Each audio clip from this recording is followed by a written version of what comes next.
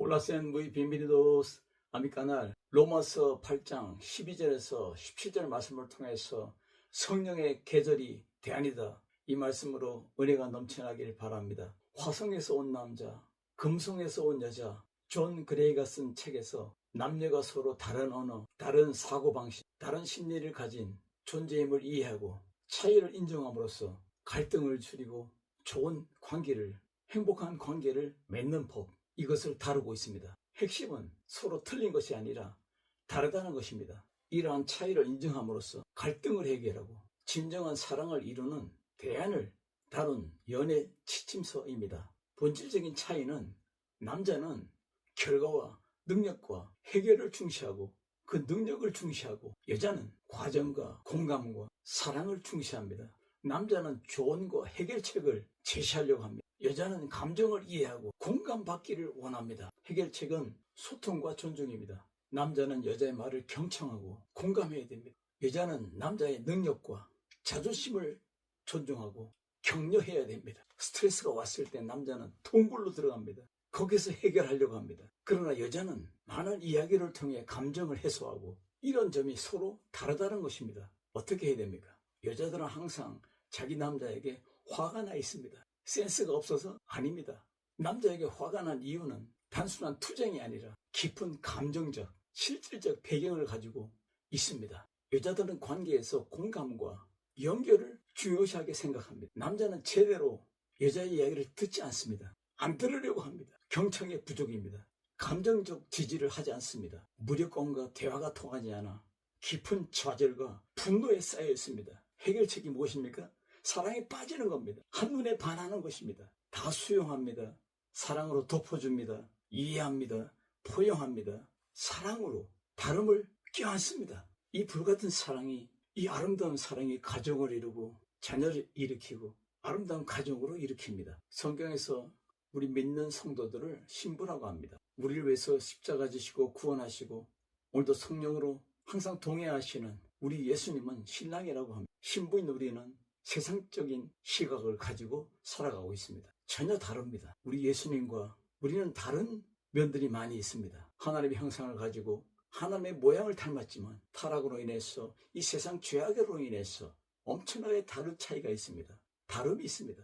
오늘 주의 성령이 임해서 이 다름을 하나로 연합하게 하고 통일하게 하고 불같은 사랑으로 품어줌으로 항상 우리를 인도하시고 주관합니다. 축복합니다. 승리로 이끄십니다. 에레미야 3장 14절에 배역한 자식들아 돌아오라 나는 너의 남편임이니라. 요한계시록 22장 17절에 성령과 신부가 말씀하시기를 오라 하시는도다. 듣는 자도 오라 할 것이요 목마른 자도 올 것이요 또 원하는 자는 값없이 생명수를 받으라. 남자가 여자가 다르지만 사랑으로 결혼하고 사랑으로 한 가족을 이루고 사랑으로 자녀를 일으키고 기업을 일으킵니다. 우리는 세상에서 어두컴컴한 세상에 살지만 성령의 불같은 사랑으로 우리 삶의 승리의 대안을 주십니다. 성령의 불같은 사랑으로 3대 승리로 인도함을 받아야 됩니다. 십자가의 승리, 부활의 승리, 성령의 불같은 승리로 이 세상에서 이길 수 있도록 능력의 대안을 제시합니다. 어떻게 살면 성령의 계절의 대안으로 살 수 있을까요? 첫째로 십자가 믿음이 승리의 대안이다. 요즘은 사색이 없고 검색만 있는 시대입니다. 모든 정보는 프로세서를 타고 기계적으로 흘러갑니다. 스마트폰 손바닥으로 사는 시대입니다. 사색하지 않습니다. 이때 우리는 성령의 바람으로 새 생명의 바람을 타고 살아야 됩니다. 생명의 봄의 계절이 오면 얼음이 녹아버리고 눈이 녹았고 모든 상가들의 대지가 녹아서 생수의 강이 흐릅니다. 꽃들이 피어납니다. 새싹이 피어납니다. 생명의 향기가 진동합니다. 이 생명의 나무들과 꽃들은 이제는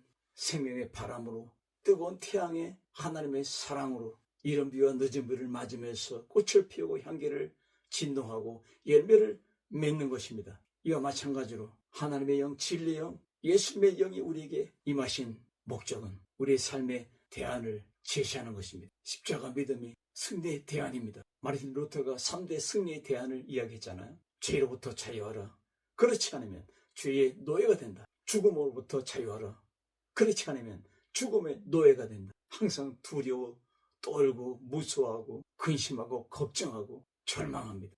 악한 사탄으로부터 자유하라. 마귀를 대적하라. 그야면 너희를 떠나리라. 십자가의 대속은 무엇입니까? 대신 맞는 거예요. 나 대신 맞아주는 거예요.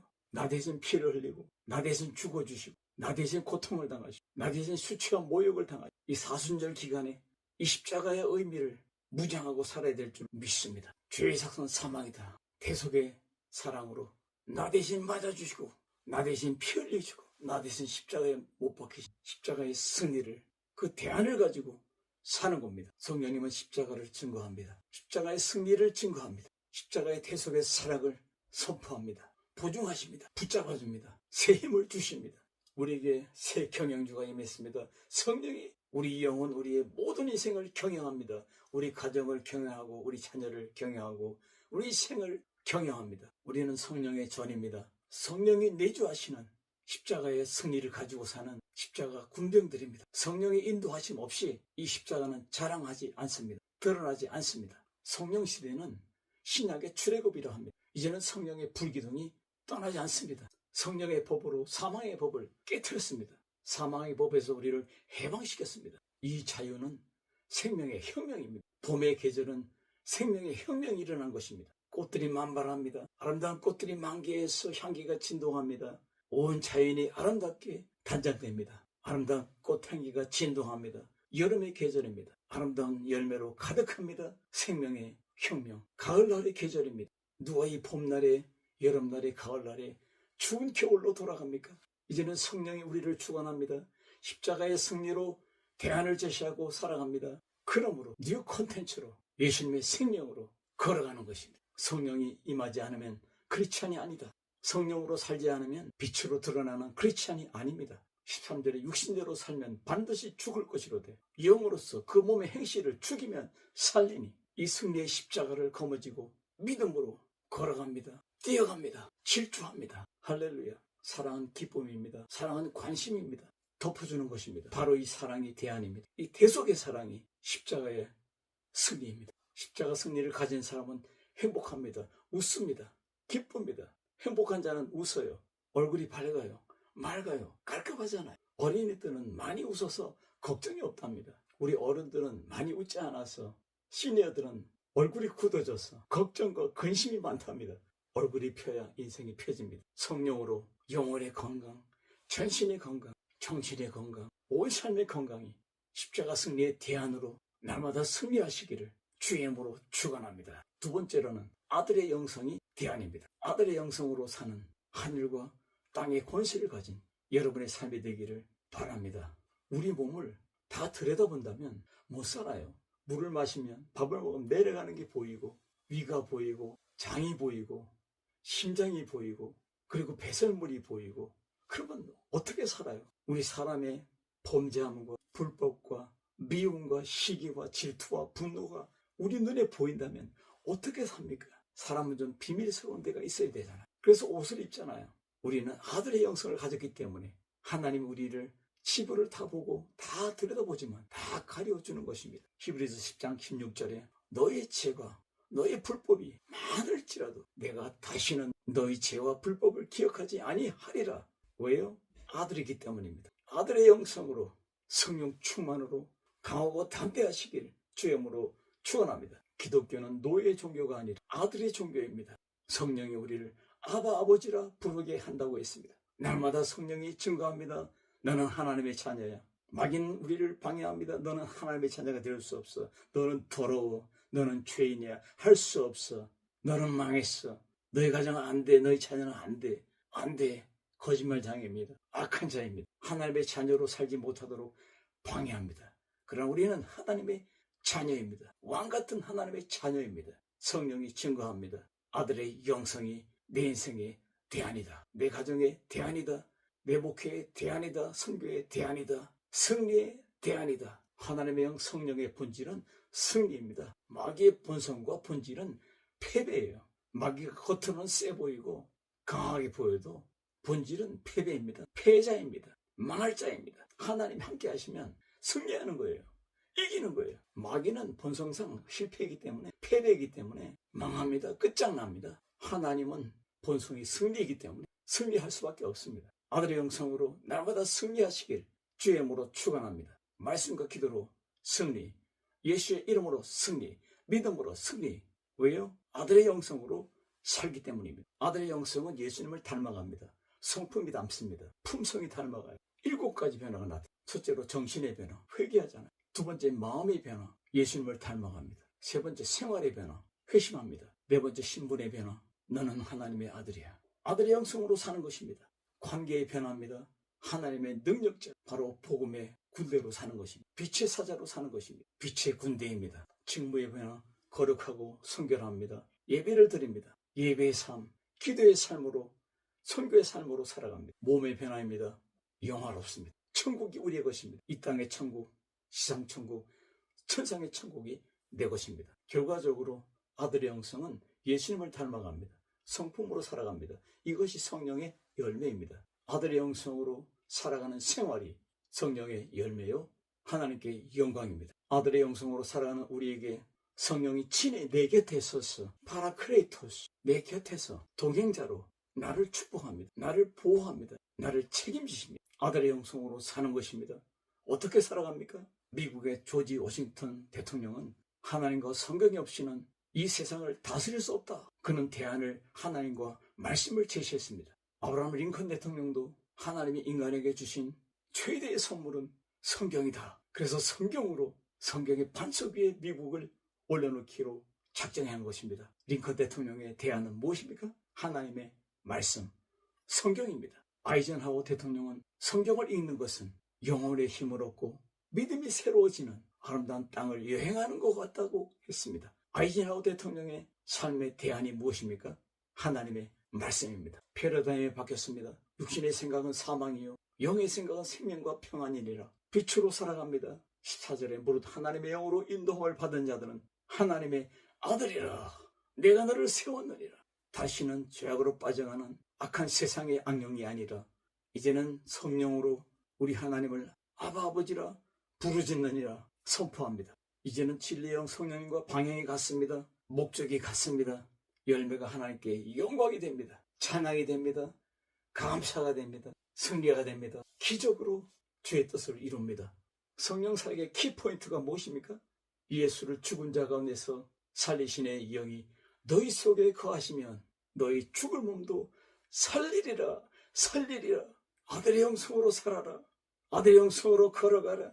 아들의 영성으로 선교하고 아들의 영성으로 가정을 일으키고 아들의 영성으로 자녀들을 일으키라.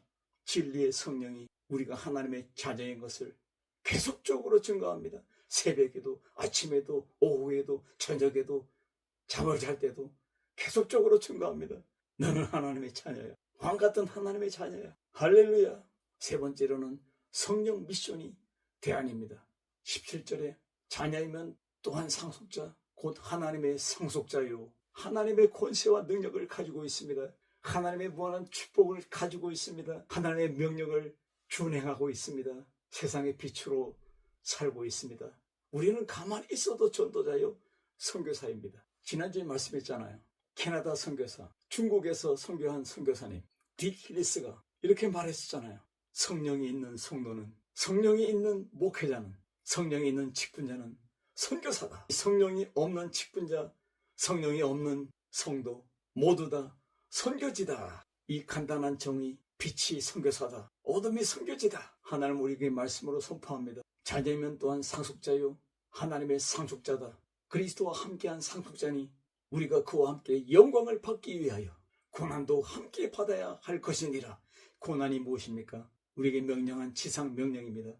우리 가족을 구원하고 우리 동족을 구원하고 저 중남미 라틴 아메리카를 구원하고 아시아를 구원하고 아프리카, 유럽을 구원해내는 이 고난의 선교사역, 목회사역, 전도사역이 그것입니다. 성령 미션의 대안입니다.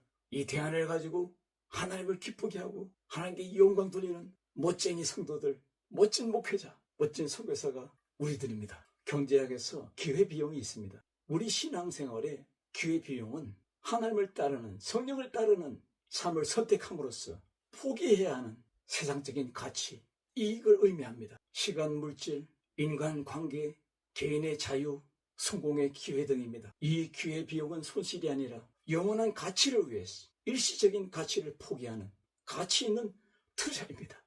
투자. 이 가치 있는 포기는 선교 지향적으로, 전도 지향적으로 사는, 목회 지향적으로 사는 우리의 신앙생활은 영원하고 더 귀한 가치, 하나님 나라 영광을 위하여 잠시 세상 것은 포기할 수 있는 역설적인 가치로 손해보는 것처럼 보이나 영적인 관점으로 더 큰 가치와 엄청난 영적인 부여와 평안함을 얻는 내 것으로 만든 순종의 비용입니다. 순종의 길을 택하여 불순종으로 얻는 안락함, 이것을 기꺼이 내려놓는 것입니다. 그리스도의 십자가에 고난에 동참하는 성령의 계절을 맞이한 여러분이 봄의 계절에 아름다운 풍성한 여름의 계절에 우리의 멘탈이, 우리의 삶이 겨울로 돌아간다면 얼마나 불행합니까? 불쌍합니까? 아름다움으로 풍성함으로 이 생명의 계절, 성령의 계절을 만끽하며 얻어지는 결과 하나님의 말씀으로 그 명령을 준행하는 내가 살고 내 가정이 살고 내 자녀가 살고 나와 내 형제 이웃이 살고 이 나라가 살고 저 라틴 아메리카 세계가 살아나는 역사가 계속되기를 주의 이름으로 축원합니다. 할렐루야.